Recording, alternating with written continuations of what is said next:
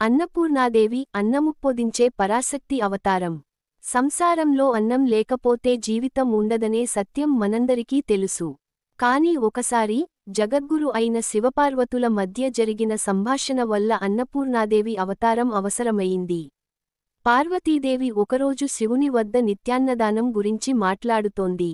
ఆమెకు ఆహారం అనేది భక్తులకు ప్రేమగా ఇచ్చే ప్రసాదంగా భావన. కాని శివుడు తత్వజ్ఞాని కాబట్టి ఇలా అన్నాడు: ఈ భౌతిక లోకం మాయ మాత్రమే. అన్నం కూడా మాయ, ఆకలి కూడా మాయ. ఈ ప్రపంచంలో అన్నం లేకున్నా జీవించవచ్చు. పార్వతీదేవి ఆశ్చర్యపోయింది. ఆమె శివుని మాటలు సహించలేకపోయింది. ప్రభూ, అన్నం లేకపోతే జీవులు ఎలా బ్రతుకుతారు? చిన్న పిల్లల ఆకలి రోదనలు, వృద్ధుల ఆకలితో వేదనలు, ఇవి మాయలా?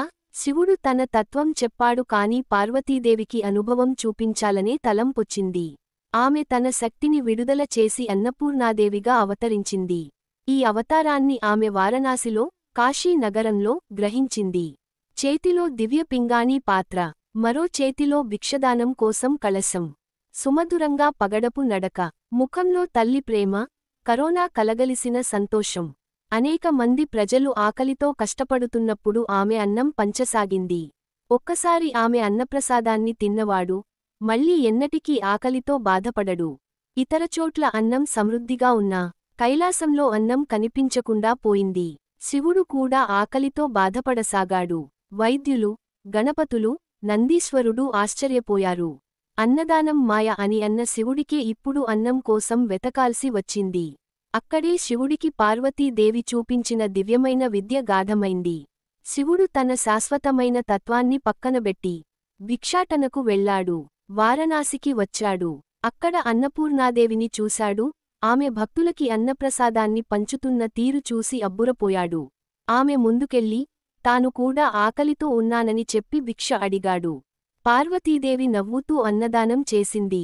ఇప్పుడు తెలిసిందా ప్రభూ, భక్తులు, దేవతలు, దేవుడు అయినా అన్నాన్ని తినాల్సిందే. అన్నపూర్ణాదేవి అవతారం ద్వారా మాత మనకు 3 విషయాలు నేర్పిస్తుంది. 1. అన్నదానం మహాదానం, అది జీవులని బతికించే దివ్యమైన ప్రసాదం. 2. అన్నం కూడా శక్తిస్వరూపమే, దానిని పూజగా తీసుకోవాలి. 3. అహంకారాన్ని తగ్గించుకుని వినయంతో జీవించాలి, తత్వమే అయిన శివుడు కూడా జీవానికి అన్నం అవసరమని గ్రహించాడు. ముగింపు: ఈ కథ నేటికీ వారణాసిలో జపించబడుతుంది.